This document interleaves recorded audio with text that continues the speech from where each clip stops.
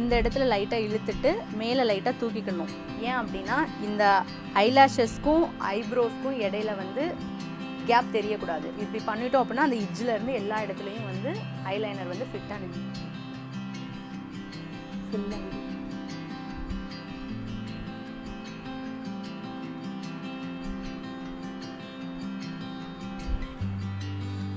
நல்லா எல்லா இடத்துலையும் ஃபில் பண்ணுற மாதிரி போட்டுக்கணும்.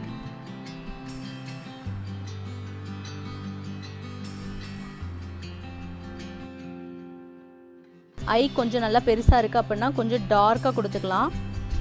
ஐ வந்து குட்டியாக இருக்குது அப்படின்னு சொன்னால் சிங்கிள் கோட்டிங், லைட் கோட்டிங், ஒரே ஒரு கோடு மட்டும் வர அளவுக்கு போட்டால் கண்ணு கொஞ்சம் பெருசாக தெரியும்.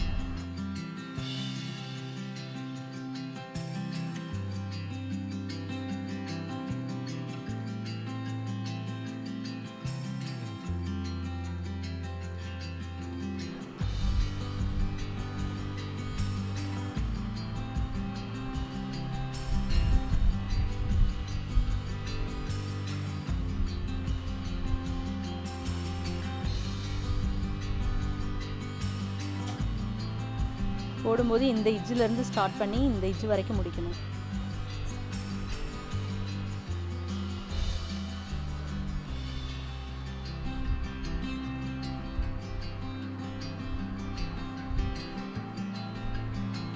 ஐலைனர் வந்து நான் வந்து ஸ்கெட்ச் டைப்பில் யூஸ் பண்ணுறேன்.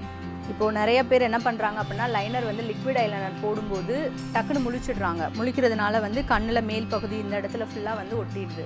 அந்த ப்ராப்ளம் அதிகமாக இருக்கிறதுனால நம்ம ஸ்கெட்ச் டைப் யூஸ் பண்ணுறோம். ஸ்கெட்ச் டைப் யூஸ் பண்ணும்போது போடும்போதே காஞ்சிடும். ஸோ அதனால் மேலே ஒட்டும் அப்படின்ற ப்ராப்ளம் வராது.